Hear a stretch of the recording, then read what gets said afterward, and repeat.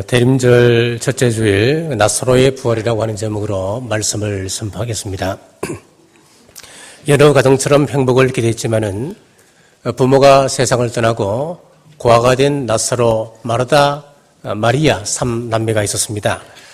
고아로 어렵게 살아가는데 가정의 생계를 책임지는 나사로가 어느 날 시름시름 앓기 시작합니다. 감기 몸살 정도로 생각했었는데 이제 열이 나고 의식을 잃었습니다. 그 누이들이 큰일 났다 싶어서 즉시 예수님께 사람을 보내어 도움을 요청합니다. 예수님께 사람을 보내고 도움을 요청한 데는 그만큼 확신이 있었기 때문이었습니다. 우리 예수님께서 이 땅에 계실 때에 예수님께서는 특정한 주거지가 없었습니다. 그래서 갈릴리 지역에 있을 때는 베드로의 집에 자주 갔었고 또 유대 땅에 갔을 때는 나사로의 집에 종종 거하시곤 하셨습니다. 그렇기 때문에 5절에 보시면 예수께서 본래 마르다와 그 동생 나사로를 사랑하시더니 우리 주님께서 사랑하시는 관계였기 때문에 급한 상황을 알리기만 하면은 예수님께서 만사를 제쳐두고 달려올 것이라 믿었습니다. 그런데 예수님의 생각은 그들의 생각과 달랐습니다. 나사로의 부활 첫째, 인내를 요구하십니다. 6절을 보십시오. 나사로가 병들었다 함을 들으시고 그 계시던 곳에 이틀을 더 유하시고 그랬습니다. 나사로는 급한데 예수님께서는 가실 생각을 하지 않으십니다. 주님께서 사랑하시는 나사로가 괴로움에 지금 몸을 떨고 있을 때에, 그리고 그 누이들은 발을 동동 구르며 예수님을 기다리고 있는 그때에 예수님께서 지금 가시지 아니하면 그들이 받을 상처를 왜 주님께서 모르셨겠습니까? 그런데 왜 이틀을 더 지체하셨을까요? 4절 말씀입니다. 예수께서 들으시고 이르시되 이 병은 죽을 병이 아니라 하나님의 영광을 위함이요 하나님의 아들이 이로 말미암아 영광을 받게 하려 함이라 하시더라.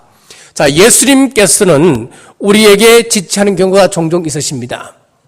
건강을 바라고 우리 가정의 복음화를 바라고 자녀의 문제가 해결되고 경제 문제가 해결되길 바라지만은 그러나 우리의 기도가 쉽게 응답되지 않을 수 있습니다. 혹 이 자리에 하나님께서 침묵하고 계신다고 낙심하고 계신 분들 계십니까? 하나님은 때때로 우리에게 인내를 요구하십니다.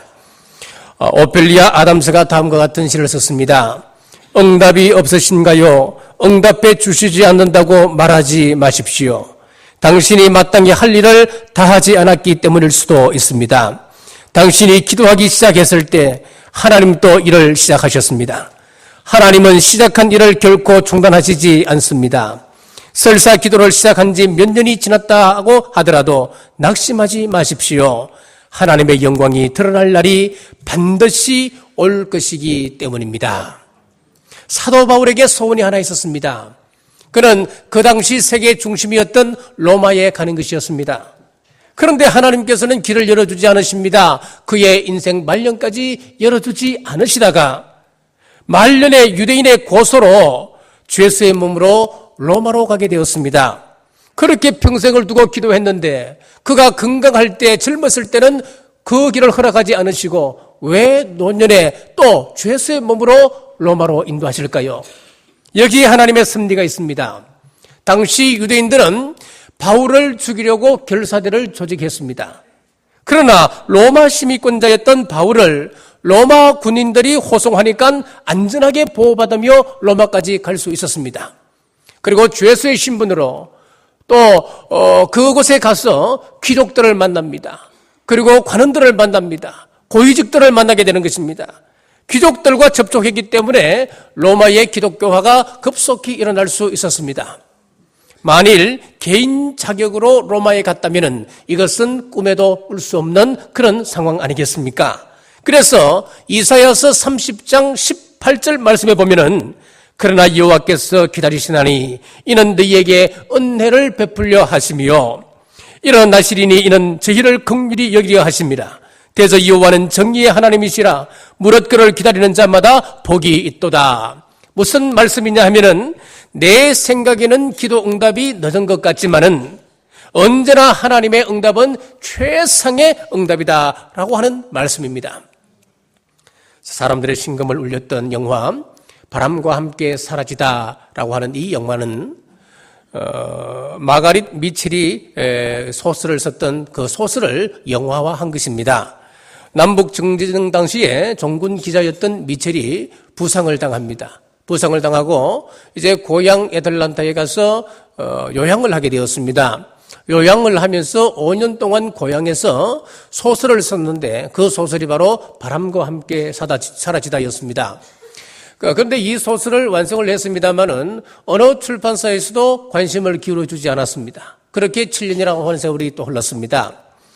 자, 그러던 어느 날 신문에 뉴욕의 가장 큰 출판사인 맥밀란 출판사의 한 사장이 애틀란타에 와서 머물다가 몇 월 며칠 몇 시 기차를 탄다고 하는 기사를 읽고 그 시간에 맞추어서 원고 보따리를 가지고 뛰기 시작합니다.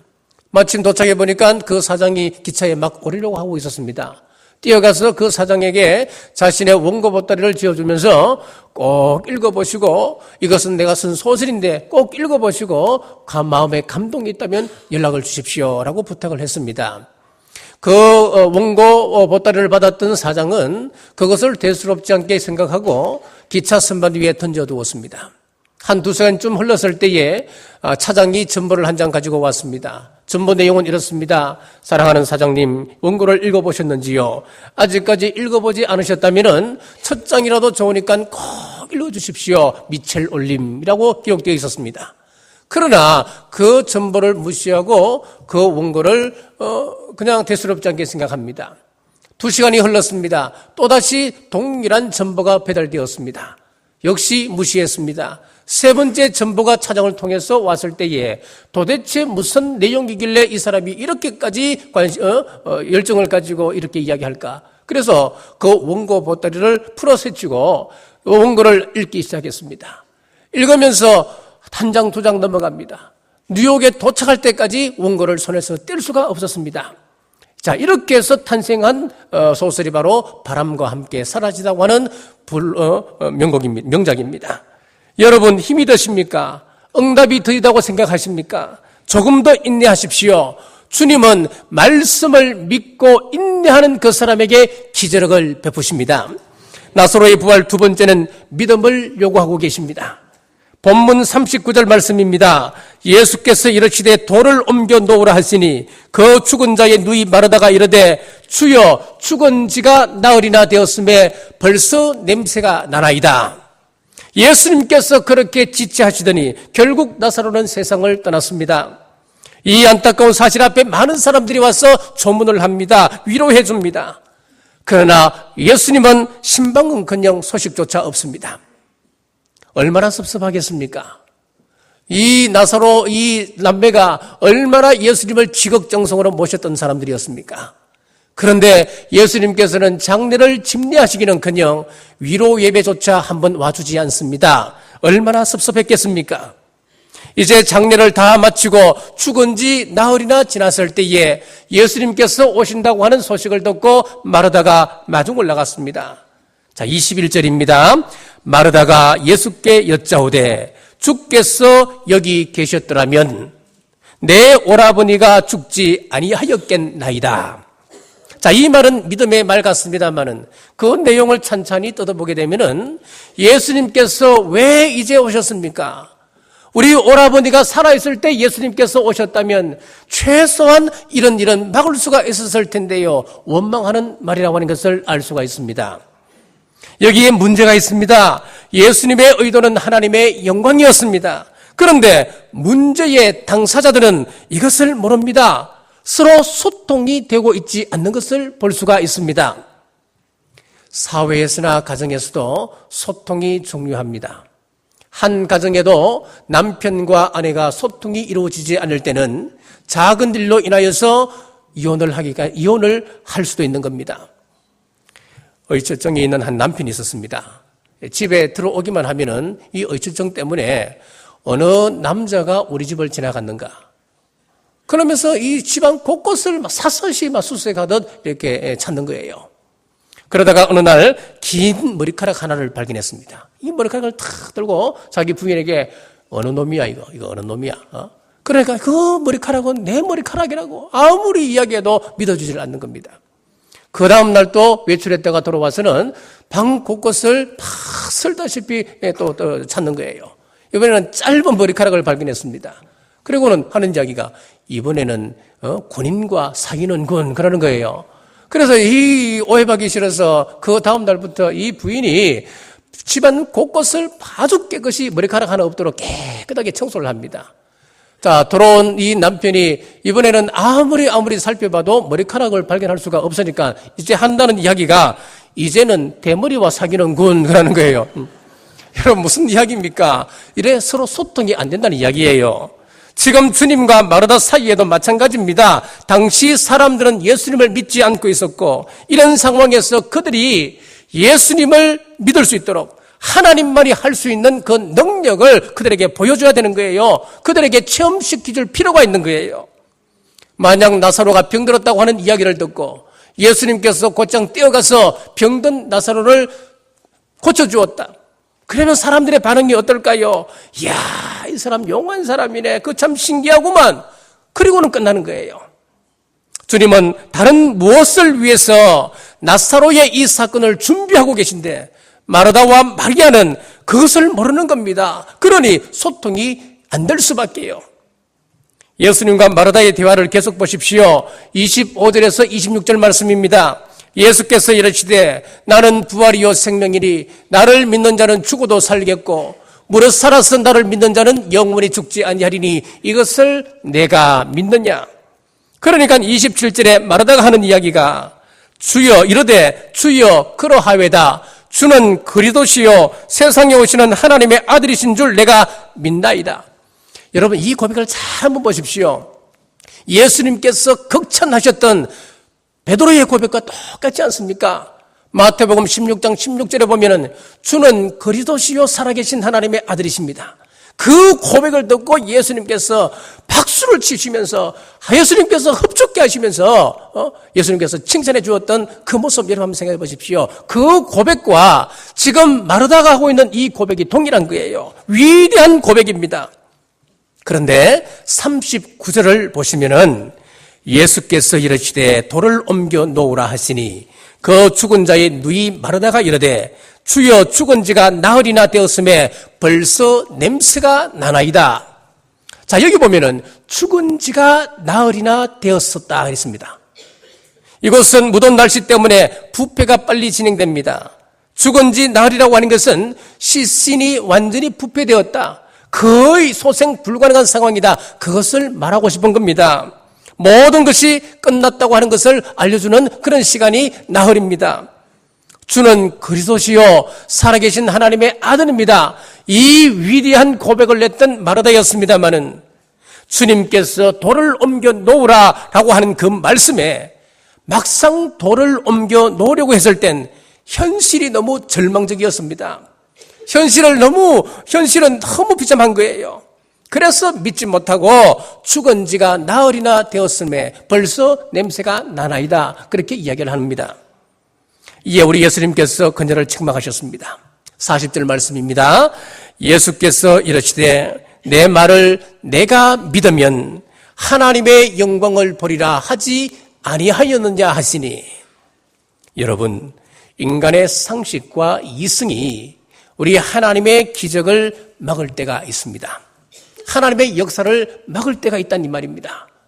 우리 이성으로 생각해 보면은 보리떡 5개와 물고기 2마리로 5,000명을 먹였다. 여러분 믿어지십니까? 우리 이성으로 생각하면 홍해가 갈라졌다. 흐르던 요단강이 멈추었다. 여러분 이성으로 과연 이해가 되십니까? 우리의 상식으로 보면 예수님께서 십자가에 못 박히시고 사흘 만에 부활하셨다. 여러분 믿어지십니까?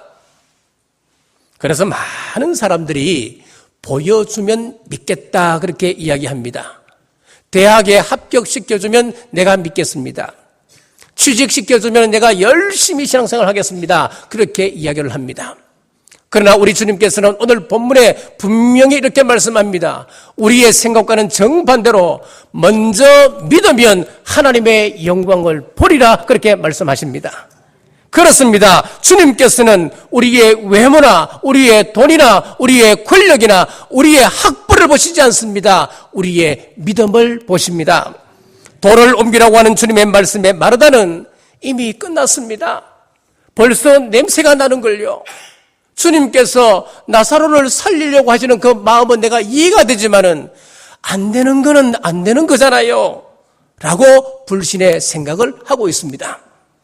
하지만 부활의 기적을 체험하려면 먼저 마음속에 있는 불신의 돌을 치워야 합니다. 이런 불신이 마르다 한 사람뿐이겠습니까? 37절을 보십시오. 그중 어떤 이는 말하되 맹인의 눈을 뜨게 한 이 사람이 그 사람은 죽지 않게 할 수 없었더냐 하더라. 무슨 말씀입니까? 빈정되는 말입니다. 예수님께서 병을 고치는 그 사람이 이 사람 죽기 전에 빨리 뛰어와서 병 고쳐주시면 되지 왜 예수님께서는 안 오셨지? 예수님께서 분명히 능력이 있으신 분이라고 지금까지 알고 있었는데 아니 미리 오셔서 고치시면 되지. 지금 빈정빈정하는 거예요. 비꼬는 말인데 이것은 대부분의 사람들이 가지고 있는 생각이라고 하는 것을 여기서 보여주는 겁니다. 지금 교회 안에서 무슨 일을 하려고 하면은 언제는 그 일 안 해봤냐? 옛날에 다 해봤잖아. 해봐도 안 되는 걸 괜한 시간 낭비야. 그렇게 부정적인 말을 우리가 너무 쉽게들 한단 말입니다. 잠언 13장 2절 말씀해 보시면은 사람은 입의 열매로 인하여 복록을 누리거니와 그랬습니다. 잠언 18장 21절 말씀에도 보면은 죽고 사는 것이 혀의 힘에 달렸나니 혀를 쓰기 좋아하는 자는 혀의 열매를 먹으리라 그랬습니다. 말은 우리의 미래를 결정짓습니다. 그러므로 부정적인 말을 버리고 믿음의 말 하시는 여러분 되시길 주의 이름으로 축원합니다. 긍정심리학의 대보라 불리는 마틴 셀러그만이 우울증에 걸린 사람들은 부정적인 언어 습관을 가지고 있다고 하는 것을 발견을 했습니다. 그리고 이런 말을 했습니다. 인생에서 능력이나 재능보다도 더 중요한 변수가 긍정적인 언어 습관이다라고 했습니다. 이렇게 말이 중요하다는 겁니다. 자, 이 외에도 우리가 굴러내야 할 돌이 참 많습니다. 게으름의 돌, 낙심의 돌, 분노의 돌이 있습니다. 사랑을 가로막는 돌이 있습니다. 평안의 돌이 있습니다. 평안을 막는 돌이 있습니다. 어렵게 하고 한숨 쉬게 하는 돌이 있습니다. 우리 신앙생활에도 굴러내야 할 돌이 참 많습니다. 예배를 드리지만은 감격이 없습니다. 우리가 말씀을 듣지만은 깨달음이 없습니다. 그래서 이 강단에서 전해지는 말씀을 통해서 찔림이 오면은 하나님께서 나에게 지금 깨달음을 주시는구나. 지금 말씀을 통하여서 나에게 지금 전달해 주시니까 깨닫게 해 주시니까 감사하다. 자, 이렇게 우리가 생각해야 되지요. 그런데 꼭꼭 찔리는 그 말씀을 들을 때에 어떻게 반응합니까? 아니, 지금 누구 나 들으라고 하는 소리냐? 저 이야기를 누가 일러 바쳤지? 여러분 이렇게 생각한다면 그건 문제입니다. 자, 오늘 말씀 듣는 중에 깨달았다면 감사하시고 여러분 마음에 찔림이 있다면 고쳐버리라 결단하는 귀한 시간 되시기를 간절히 바랍니다. 돌을 누가 치워야 됩니까? 내가 치워야 됩니다. 힘들어도 내가 치워야 합니다. 여러분 이런 감정의 문제들은 여러분들이 치워야 된다는 이야기예요. 주님께서 그거 옮기시지 않습니다. 주님은 내가 결단하길 원하시고 계십니다. 우리 주님의 명령에 믿음으로 응답하시는 여러분 되시길 주님의 이름으로 축복합니다. 나사로의 부활 세 번째는 주님의 명령이 있어야 됩니다. 43절입니다. 이 말씀을 하시고 큰 소리로 나사로야 나오라 부르시니 마르다가 늦게나마 돌문을 열었을 때에 예수님은 무덤 앞에서 큰 소리로 이렇게 말씀합니다. 나사로야 나오라 라고 말씀하셨습니다. 자, 주님 말씀에 죽은 자가 일어났습니다. 그리고 걸어서 나옵니다. 그런데 이제 그 다음부터가 중요합니다. 자, 그 다음 말씀 44절입니다. 죽은 자가 수족을 배로 동인 채로 나오는데 그 얼굴은 수건에 사였더라. 예수께서 이르시되 풀어놓아 단니게 하라 하시니라. 나사로가 예수님의 명령에 죽음을 이기고 이제 살아서 걸어 나옵니다. 걸어 나오는데 그 모습을 오늘 성경에서 아주 자세하게 묘사를 하고 있는데 그의 몸은 배로 동이고 있었고 그의 얼굴은 수건에 사여져 있는 채로 걸어 나오게 되었습니다. 자, 여러분 무슨 말씀이겠습니까? 자유를 얻었지만은 아직도 자유하지 못했습니다. 우리 주위에 보면 이미 자유를 얻었습니다만은 나사로처럼 아직도 결박되어 있는 사람들이 많이 있습니다. 우리 그리스도인들 가운데서도 동일합니다. 똑같습니다. 이미 우리가 자유를 얻었습니다만은 여전히 사탄에게 묶인 채로 살아가는 그리스도인들이 많이 있다는 거예요. 아직도 우리가 예수님을 믿고 있으면서 샤머니즘적 세계 속에 빠져서 헤어나지 못하고 있습니까? 사주팔자에 사로잡혀서 집에서 못 하나 제대로 치지 못하고 이사날짜 여러분 마음대로 하지 못하고 살아가십니까? 사탄에 묶여있는 생각을 푸시길 주의 이름으로 축원합니다. 이것은 우리 주님께서 직접 하실 수 있지만은 오늘 본문에 보니까 풀어놓아 다니게 하라 그랬습니다. 무슨 말입니까? 내가 치워야 된다는 이야기입니다. 여러분 스스로가 치워야 된다고 하는 그 말씀을 하고 싶은 겁니다. 이것이 우리 하나님께서 마귀에게 대한 자존심입니다. 마귀에게 넘어갔던 그 권세가 예수 그리스도의 십자가로 말미암아 마귀의 권세를 깨뜨리셨습니다. 법적으로 예수님께서는 십자가에서 이것을 다 해결할 수 있으시지만은 우리 주님께서는 그렇게 하지 않으셨습니다. 예수님께서 우리에게 끊임없이 요구하는 것이 무엇입니까? 내가 마귀 권세를 깨뜨렸다.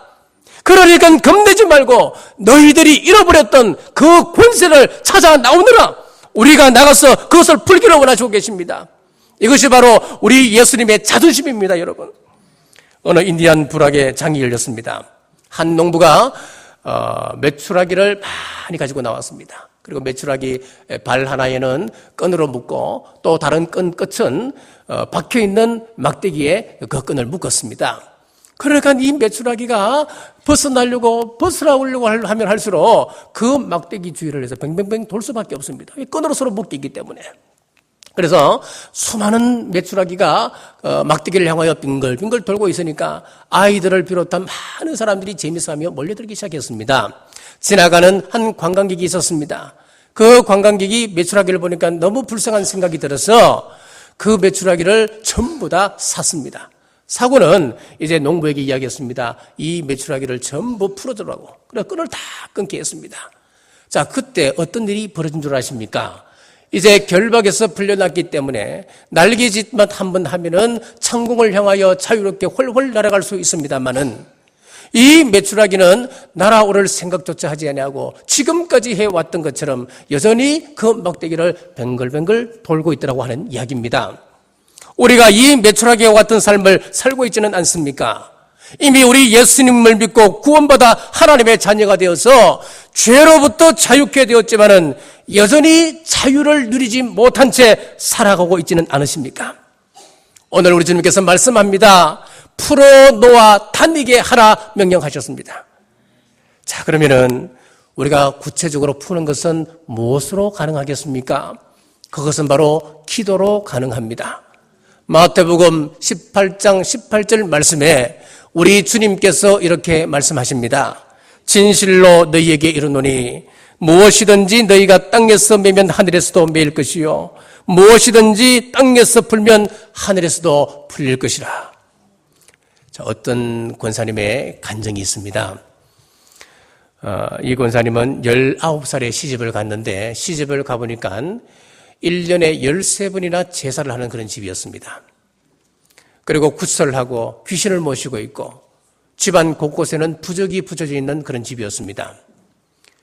시집을 갔더니만 자기도 모르게 어느 날부터 시름시름 몸이 아파오기 시작합니다. 앓기 시작합니다.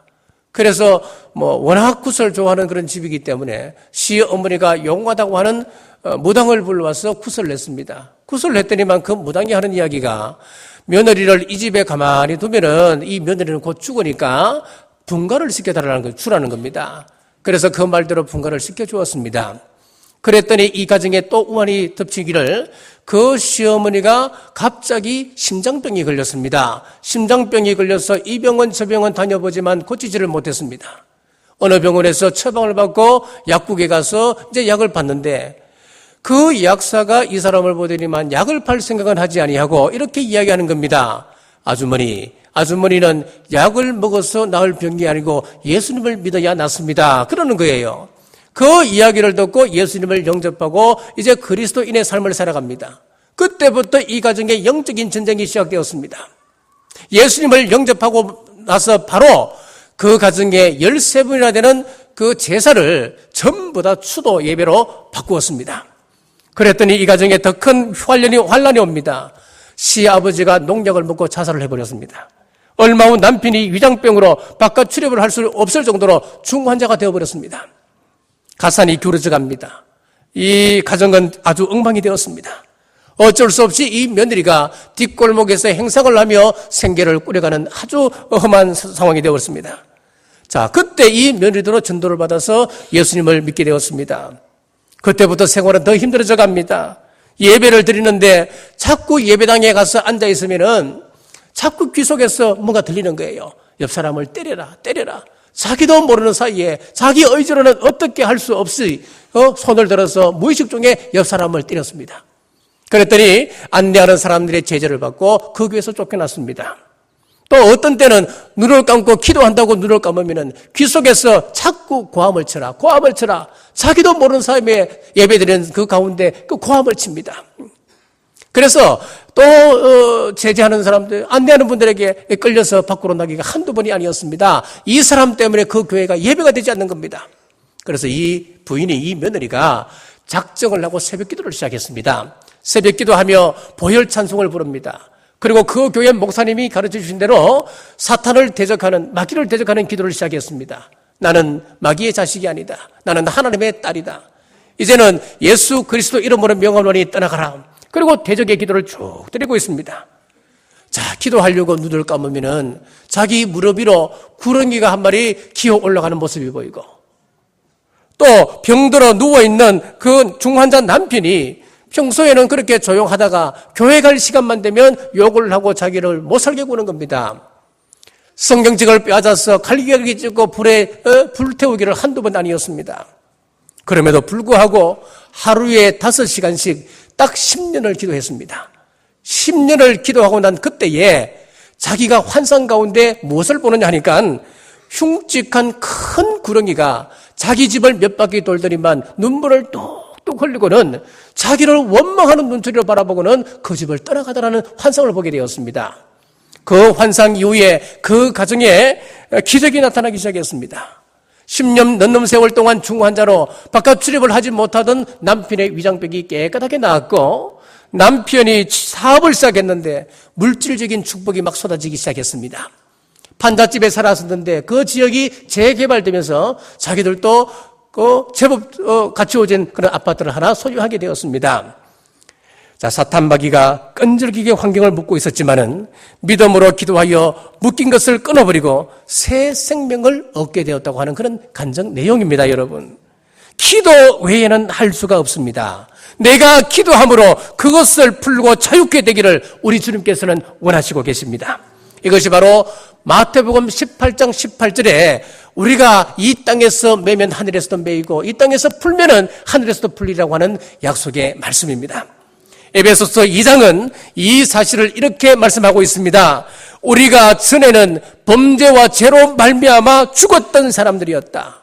죄 가운데서 이 세상 풍조를 따르고 그리고 공중 권세 잡은 자의 영을 따랐던 사람들, 우리는 본질상 진노의 자녀들이었다. 그러나 하나님께서 범죄로 말미암아 죽을 수밖에 없었던 저와 여러분들을 하나님의 큰 사랑으로 예수 그리스도와 함께 우리를 살리셨다라고 말씀하고 있습니다.